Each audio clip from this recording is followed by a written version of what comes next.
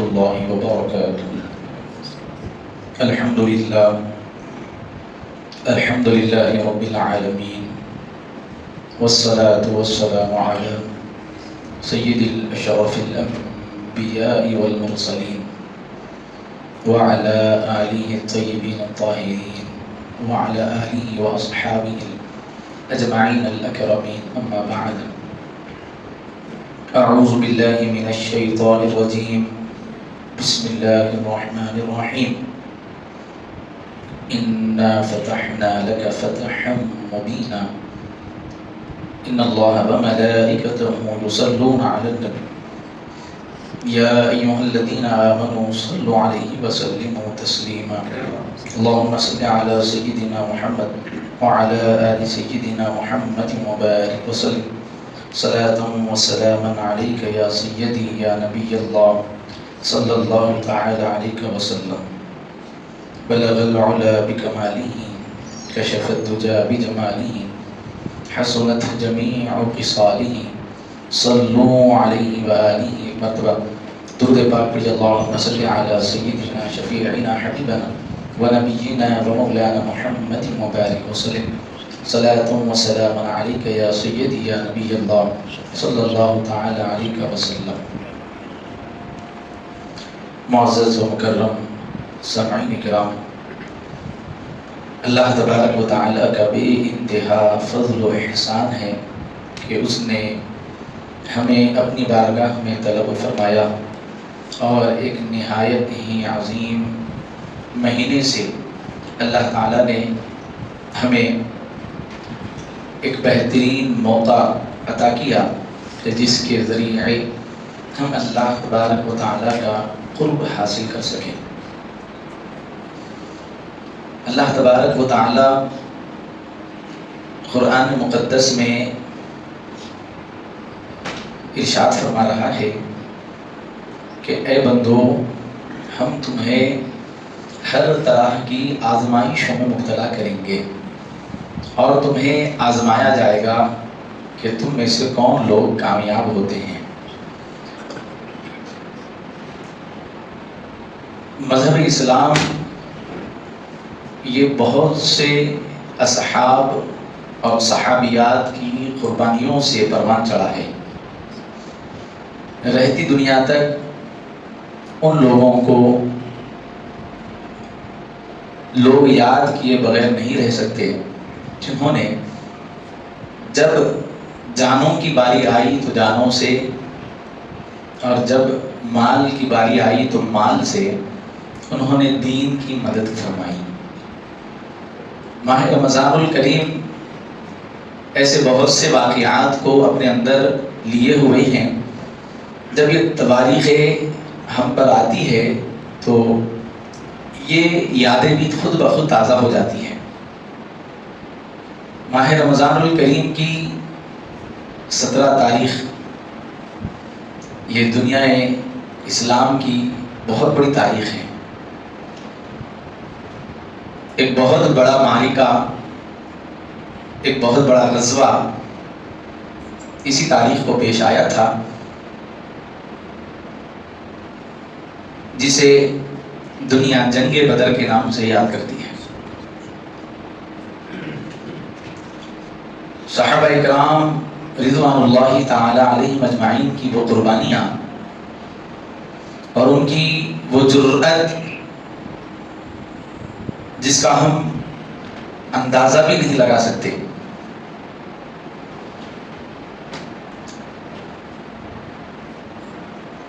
نبی کریم صلی اللہ علیہ وسلم کے وہ صحابہ کرام جن کی تعداد معمولی تعداد 313 پر مشتمل ہے، نہ ان کے پاس اسلحہ ہے، نہ جنگ کا سامان ہے، نہ وہ لڑنے کا کوئی کچھ ہنر جانتے ہو. ایک سادہ مزاج زندگی گزارنے والے لوگ ہیں.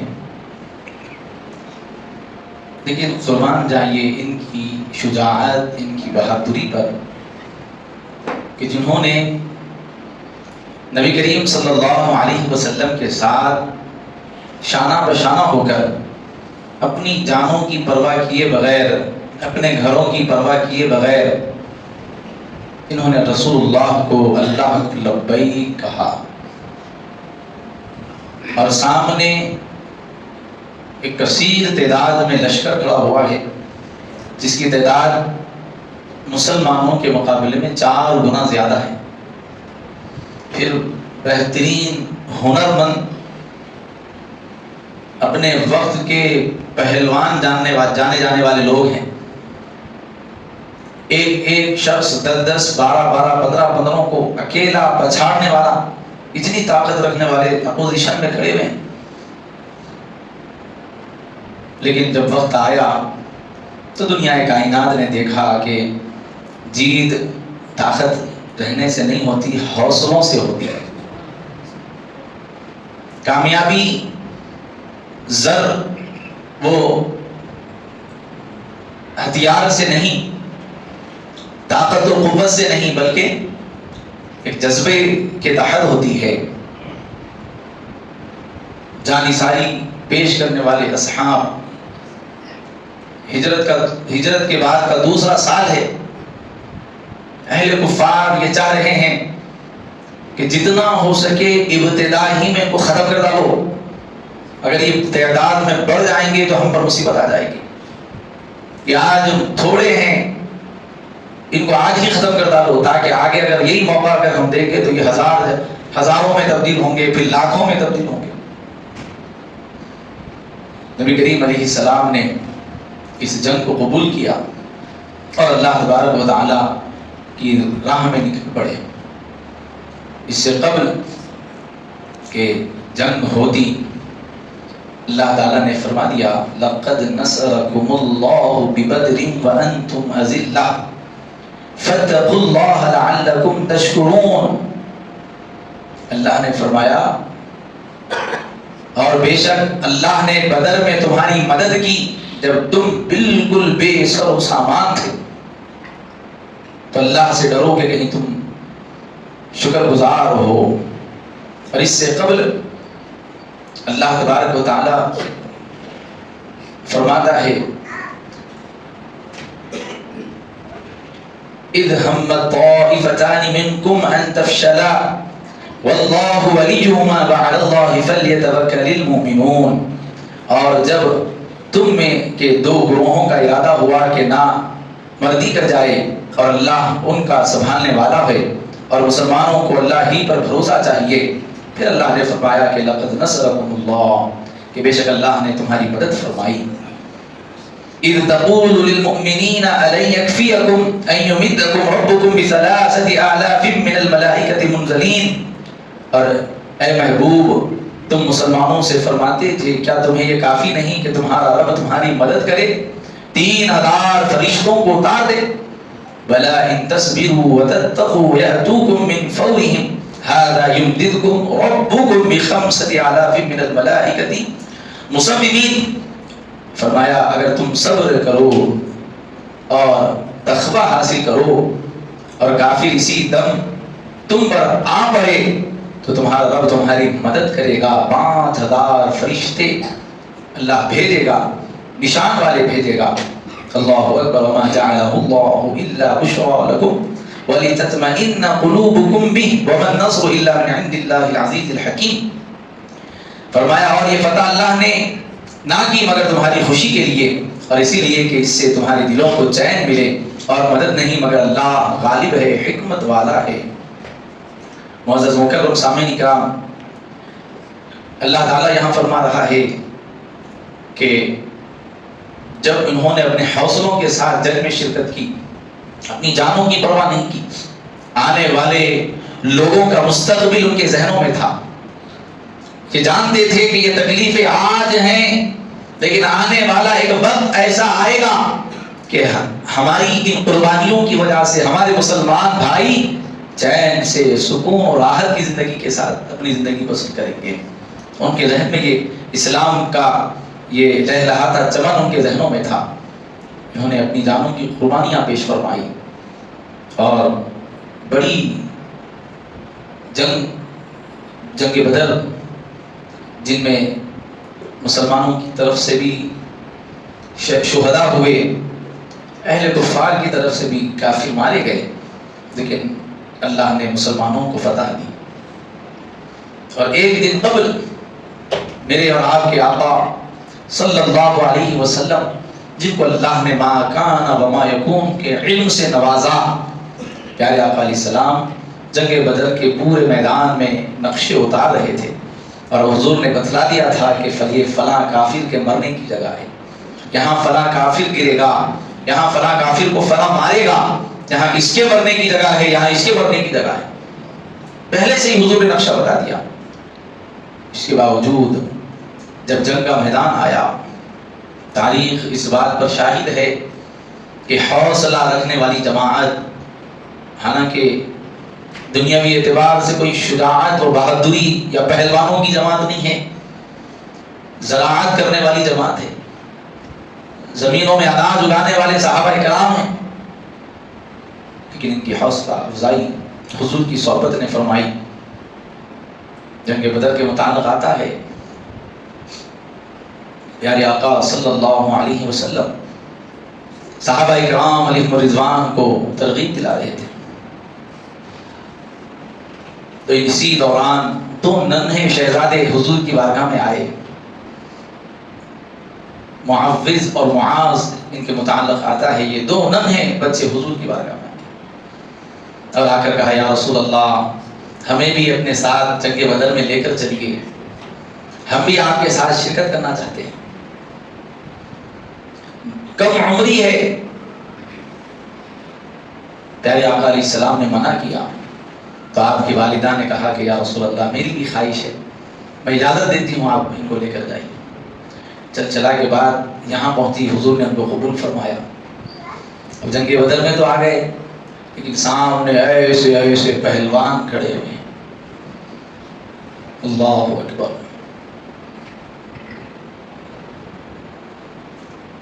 کہا گیا کہ قریش کا ہر شخص سوائے ابو لہب کے،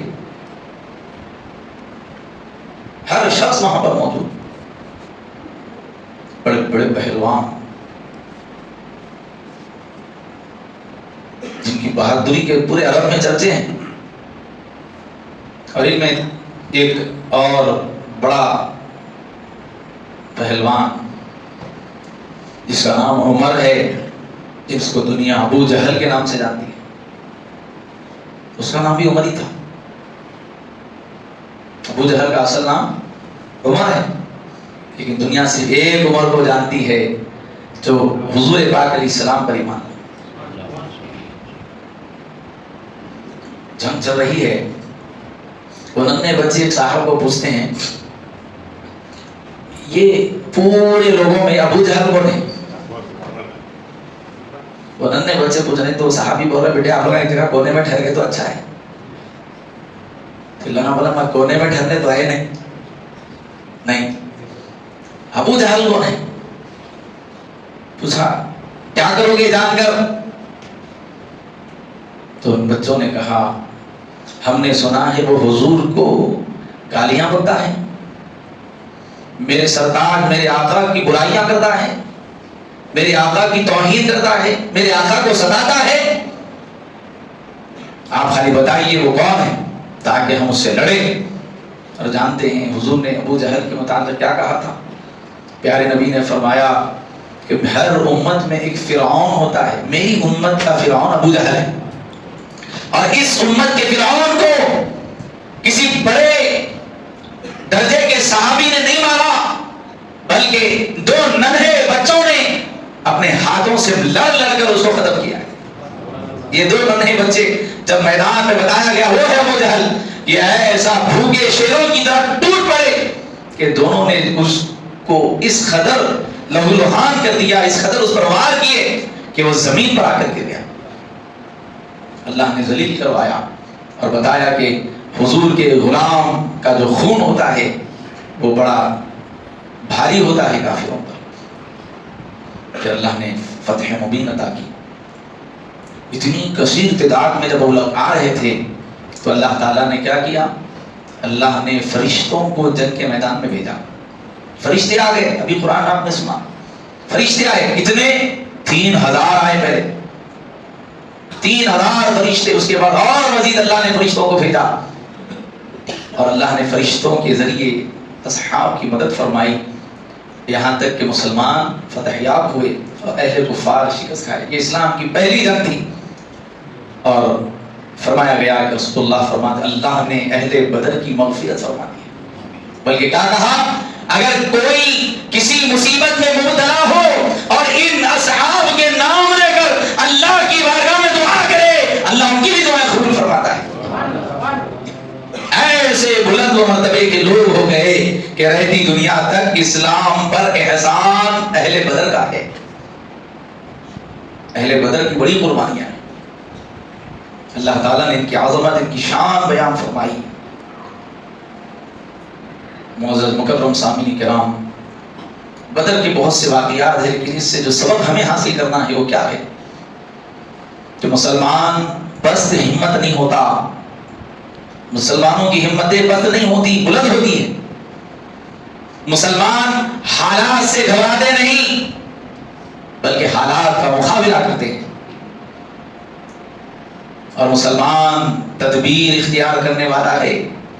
کیا فرمایا اللہ نے؟ اللہ فرما رہا ہے اللہ غالب حکمت والا ہے، فرمایا جا رہا ہے اللہ حکمت والوں کو پسند فرماتا ہے، وہ خود حکمت والا ہے۔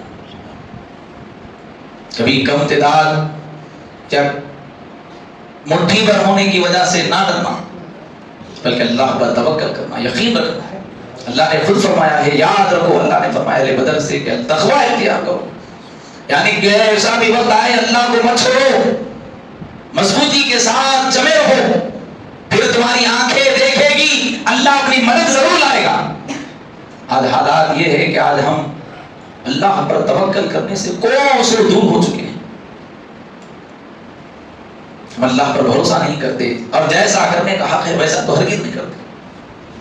ہمیں چاہیے کہ ہم اللہ پر توکل کریں اور اپنے اندر شجاعت و بہادری پیدا کریں۔ میں یہ دعوت نہیں دے رہا ہوں کہ آپ کو کسی کے ساتھ لڑنا ہے، جھگڑنا ہے، لیکن آپ اپنے آپ میں اتنے مضبوط ہو جائیے کہ آپ کی مضبوطی خود اس بات کی گواہی دے دے کہ ہم سب سے لڑ سکتے ہیں، جھگڑ سکتے ہیں، لیکن مسلمانوں سے نہیں، کیونکہ مسلمان اپنے آپ پر بھروسہ نہیں کرتا، وہ اللہ پر بھروسہ کرتا ہے، اللہ پر توکل کرتا ہے۔ یہی بدریوں نے بتلایا، اہل بدر نے دنیا کو دکھایا ہے اگر تعداد کے مقابلے میں اگر شکست ہوتی تو اصول تو یہ تھا کہ شکست ہمیں ملتی، لیکن اللہ نے وہاں ہزاروں کی تعداد میں ٹھہرے ہوئے لوگ ہیں، اللہ نے شکست ان کو دی، فتح یابی 313 کو عطا فرمائی۔ توکل کرے اللہ پر بھروسہ کرے اور دین پر جمے رہے۔ اللہ کیا فرما رہا ہے؟ کس چیز نے ان کی مدد کی ہے؟ آخر کون سی وہ وجہ تھی جس کے سبب اللہ نے ان کی مدد فرمائی؟ تو اللہ فرما رہا ہے وہ تقویٰ تھا جس کی وجہ سے اللہ نے ان کی مدد فرمائی۔ آج ہم تقوی سے کوسوں دور ہیں، اور ماہ رمضان ہمیں تقویٰ دینے کے لیے آیا ہے، لعلکم تتقون، تاکہ تم پرہیزگار بن جاؤ، اللہ کہہ رہا ہے۔ تو ہمیں چاہیے کہ ہم رمضان الکریم کے اس مبارک مہینے کے تبسم سے ہم اللہ تعالیٰ کے قرب حاصل کرنے والے ہو جائیں، اپنی زندگیوں میں اصلاح کا سامان کرنے والے ہو جائیں، اپنی زندگی میں ایک انقلاب لانے والے ہو جائیں، بے دینی سے دین کی طرف آنے والے ہو جائیں، بے عربی کے شکار ہیں ہم، صراط مستقیم کے راستے پر آنے والے ہو جائیں۔ پھر یہی مہینے کی ایک مبارک تاریخ 17 حضرت سیدہ طیبہ طاہرہ مفتیہ حضرت عائشہ صدیقہ رضی اللہ تعالیٰ عنہ کی وصال کی تاریخ ہے۔ آپ کا وصال بھی 17 رمضان کو ہوا، یعنی بعد کی تاریخوں میں 17 رمضان ہی کو آپ کا وصال ہوا۔ پیارے آقا علیہ السلام کی آپ سے بڑی انسیت تھی، محبت تھی۔ حضرت خدیجہ الکبریٰ کے بعد سب سے زیادہ نبی کریم علیہ السلام کسی زوجہ سے محبت فرماتے وہ حضرت عائشہ ہے۔ نبی کریم صلی اللہ علیہ وسلم نے ایک موقع پر ارشاد فرمایا تھا کہ عائشہ میں تمہیں اتنی ہی محبت کرتا ہوں جیسے اہل عرب لوگ سرید سے محبت کرتے، اس زمانے کی نایاب ڈش تھی کھانے کی. آج ہمارے حیدرآباد میں بریانی سب سے نایاب. کون سا بھی موسم رہتے ہر دعوت کو جستی بریانی. کیسا بھی موقع رہتے, بلکہ اگر بریانی نہ بنے تو لوگ بولتے دعوت ہی نہیں دکھی ہوتے. نہیں, یعنی ہمارے ڈشوں میں بہت سی ڈشیں اچھی ہیں, لیکن نمایاں اور ایک مقام حاصل ہے بریانی. ایسی اہل عرب میں ایک سالن تھا سرید. پیارے نبی علیہ السلام فرما رہے ہیں جیسے عرب میں لوگ پورے کھانوں میں سرید کو کیسے پسند کرتے, یعنی اس کی طرف راضی ہو کر کھاتے ہیں. اے عائشہ میرے نزدیک بھی تم اتنی ہی محبوب ہو. یعنی اتنے ازواج ہیں, لیکن ان ازواج میں سب سے زیادہ میں اگر کسی کی طرف راضی ہوں, کسی سے میں زیادہ محبت کرتا ہوں تو عائشہ تم ہو.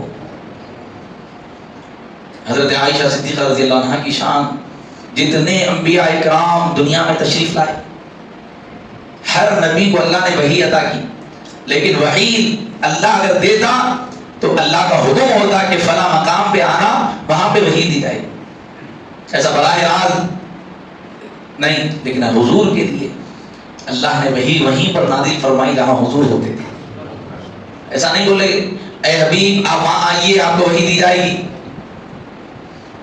اور حضرت عائشہ صدیقہ رضی اللہ تعالی عنہا کے حجرہ مبارکہ میں سرکار آرام فرما ہوتے تو جبرائیل علیہ السلام وہیں پر وحی لے کر نازل ہوتا. کئی آیات اللہ تعالیٰ نے, کئی وحی اللہ تعالیٰ نے حضرت عائشہ رضی اللہ عنہا کے مقام میں اللہ نے نازل فرمائی. اندازہ فرما سکتے ہیں آپ کیسا مقام ہے ان کا.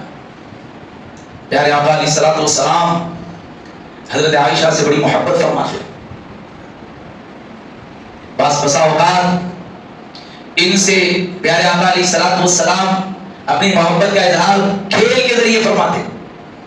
روایتوں میں آتا ہے کہ ایک مرتبہ پیارے نبی صلی اللہ علیہ وسلم ایک میدان میں سرکار کھڑے ہوئے ہیں, تو پیارے نبی نے حضرت عائشہ سے کہا عائشہ چلو دوڑ لگاتے ہیں, دیکھتے ہیں کون جیتتے ہیں.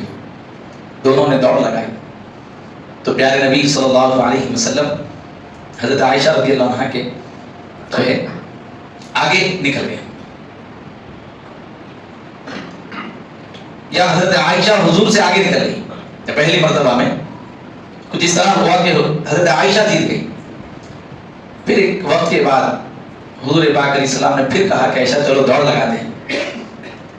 وقفہ گزرا, چند سالوں کے بعد پھر حضور نے دوڑ لگائی. اب یہاں پر حضور جیت گئے اور حضور نے حضرت عائشہ سے کہا عائشہ آپ کا ہمارا جو معاملہ تھا وہ برابر ہو گیا. یعنی دیکھیے کیسی انوکھی محبت ہے. یہاں پر ہمارے لیے بھی سبق ہے.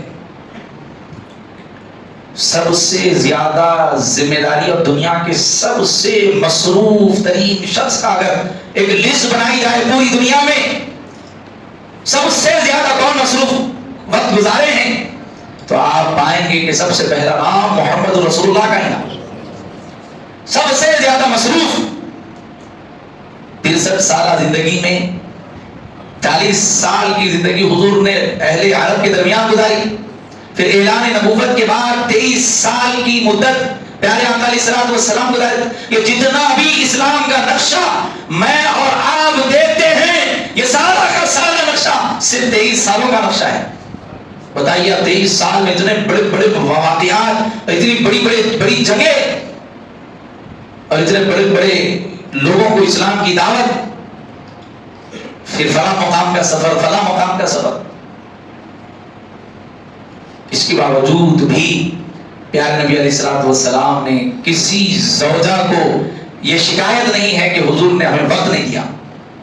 پیارے نبی علیہ السلام نے ہمارے حقوق ادا نہیں کیے. آج معمولی سے تھوڑے زیادہ روپیہ اگر نوجوان کمانے لگ جائے تو گھر کی خواتین شکایت کرنے لگ جاتی ہے کہ ہمارا شوہر ہمارے کو ٹائم نہیں دیتا. ہم اگر چاہیں تو کیا کچھ نہیں کر سکتے. پیارے نبی علیہ السلام سے زیادہ مصروفیت کیا ہماری ہے. اس کے باوجود حضور پاک علیہ السلام اپنے ازواج کو وقت دے رہے.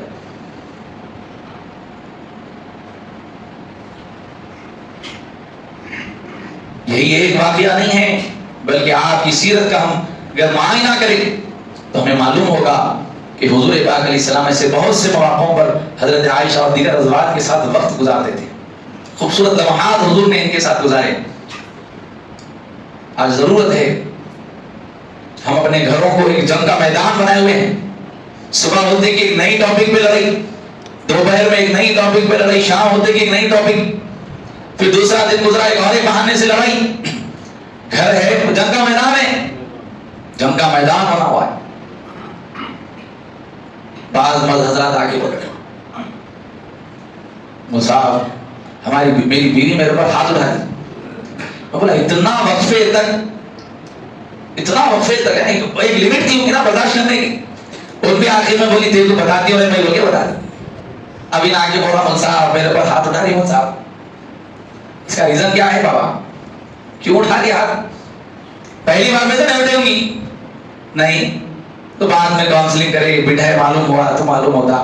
انہوں جو ہے آغاز کرے تھے، آخر میں ان کی اماں بہنوں تک چلے گئے. ان بولی بھائی میرے کو گرنے تک تو برداشت تھا، اماں باپ کو نہیں گرنا بول کے مار دی. بھائی جب تک آپ ادب میں تھے یہ بھی ادب میں تھی، آپ ادب چھوڑ دیے وہ بھی پھر ان میں سے نکل گئے.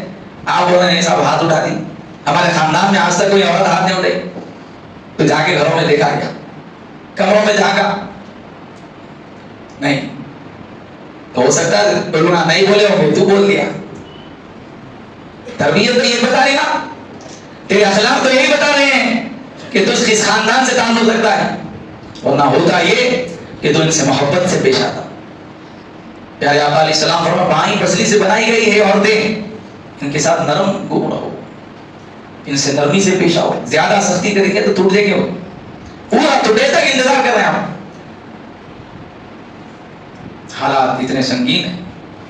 ہم عائشہ صدیقہ رضی اللہ عنہا، اللہ اکبر کبیرہ، کیسی حضور کی مبارک زندگی کو اپنی زندگی میں اپنائی ہے کہ عورتوں میں سب سے پہلی مفتیہ جن سے صحابہ کرام مسئلے پوچھنے کے لیے آتے تھے حضرت عائشہ ہے. مسائل بتایا کرتی تھی. کسی کو کہیں پہ بھی جواب نہیں مل رہا تو حضرت عائشہ کی بارگاہ میں آتے تو آپ ان کے سوالات کے جواب دیتے. اس سے کیا معلوم ہوتا ہے کہ خواتین کو بھی دین کی اتنی معلومات ہونی چاہیے کہ وہ مسائل شریعہ کا حل نکال سکے. وہ بھی عالم ہونا چاہیے. اور ہمیں بھی یہ سبب ملتا ہے کہ ہم بھی جو ہے ان سے محبت سے پیش آئے. اپنی ازدواجی زندگی کو اگر خوشگوار بنانا ہے، ایک بات سن لو آپ. پیارے نبی علیہ السلام فرمائے، ایک بار سوال کیا گیا یا رسول اللہ کیا ایک مسلمان بزدل ہو سکتا کیا؟ ہو سکتا. ڈرپوک ہو سکتا مسلمان؟ جی یا رسول اللہ کیا مسلمان کنجوس ہو سکتا کیا؟ نعم ہاں ہو سکتا. پوچھا یا رسول اللہ کیا ایک مسلمان جھوٹا ہو سکتا کیا؟ پیارے نبی فرمائے نہیں، جھوٹا نہیں ہو سکتا. جھوٹ بولنے کی اجازت نہیں. الحمدللہ رمضان المبارکہ کے اس موقع پر ہم نے آپ حضرات کو ایک بہترین درس حضرت غوث پاک کی مایانات تسلیم حجت طالبین سے دیا، جس میں ہم نے آپ سے حضرت عبد القادر جیلانی کے اخبار بیان فرمائے کہ 10 باتیں جس پر اگر انسان عمل کر لے تو وہ تقوی کی دولت پا لیتا ہے. جس میں آپ نے سب سے پہلی شرط جو لکھی وہ یہ لکھی کہ جھوٹ نہیں بولنا. تو جھوٹ بولنے کی اجازت نہیں دی گئی. لیکن پیارے نبی علیہ السلام نے فرمایا اگر کوئی اپنی زوجہ کو، اپنے اہل خانہ کو خوش کرنے کے واسطے اگر جھوٹ بول رہا، اپنے اہل خانہ بیوی، اہل خانہ وہ تو بیوی کو بولتے، تو بیوی صاحبہ کو خوش کرنے کے واسطے اگر کوئی جھوٹ بولا تو اس کا جھوٹ بولنا جائز ہے. بولے فقہ کا مسئلہ بھی ہے، جھوٹ کہیں نہیں بول سکتے. چند مقامات بتائے گئے ہیں جہاں پہ جھوٹ بولنے کی اجازت ہے. یعنی کسی کی جان پہ بات آ گئی، اپنی جان جانے کی بات آ گئی، وہاں پہ اگر جھوٹ بولنے سے جان بچ جا رہی اس کو اجازت ہے. جیسے مثال دے رہا ہوں، معاملے چین کے واقعات ہر آئے دن ہمارے پڑوسی ریاستوں میں نظر آ رہے ہیں. بولو جے شری رام، بولو فلاں، بولو فلاں، نہیں بولے تو مار رہے ہیں. اگر ان وہاں سے احتیاط کرنے کے خاطر اگر کوئی یہ بول رہا ہے تو ان کافر نہیں ہوگا، وہ اپنی جان کی حفاظت کے واسطے بول دے کے نکل جانا. کوئی شدت کرے تو مار رہے نا. اور ایسے لوگوں پہ ہماری حکومت ایکشن بھی نہ لے.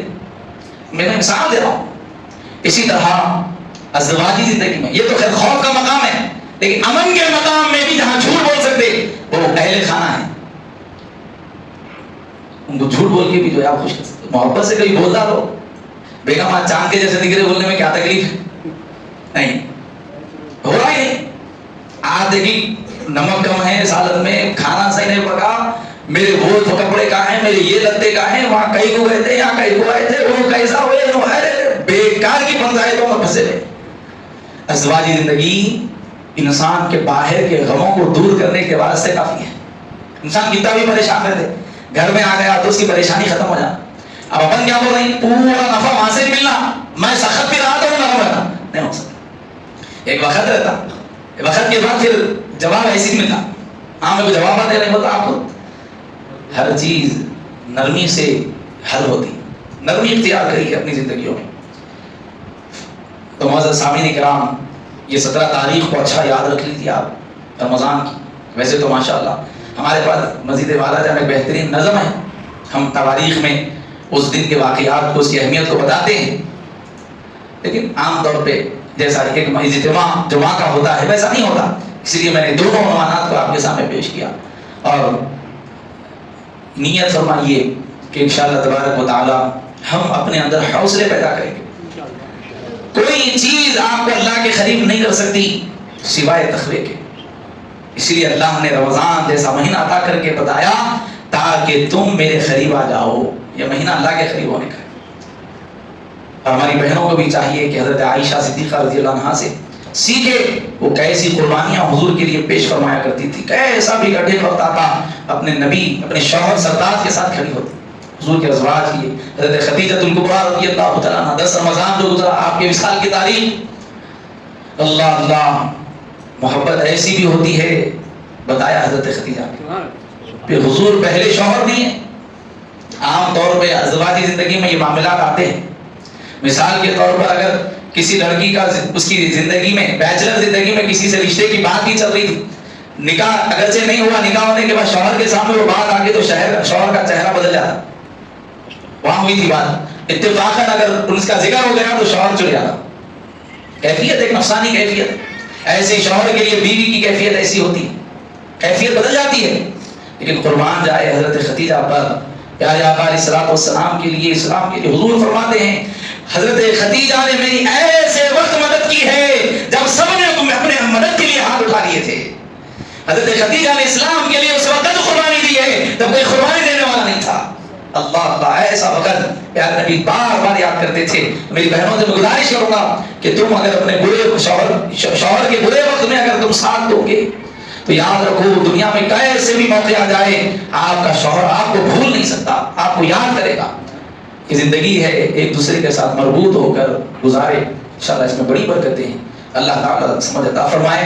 معزز سامعین کرام میں گزارش ہے، آج چونکہ ہم ہندوستان میں رہتے ہیں تو بازاروں کی طرف خاص طور پر ہمارے برادران وطن کے علاقوں میں آج ان کی ایک تہوار ہے ہولی کے نام سے.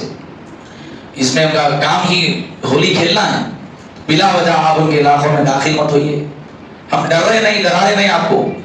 احتیاط افسوس سے بہتر ہے.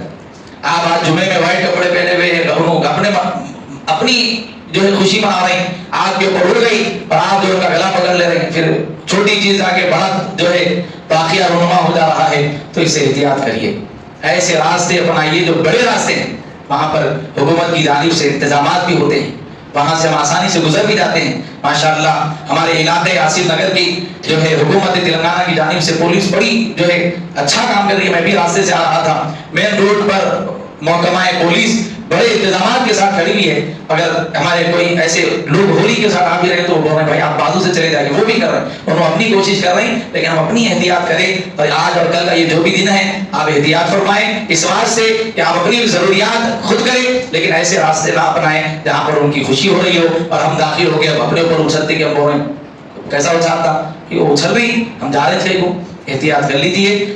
یہ جو ہے ہمارا ہندوستان گنگا جمنی تہذیب کا ایک بہترین نمایاں ایک دیش ہے جہاں سے دنیا بھر میں پیغامات جاتے ہیں. ہمیں اس کو برقرار رکھنا ہے، امن کو برقرار رکھنا ہے. اللہ تعالیٰ عمل کی سعادت عطا فرمائے.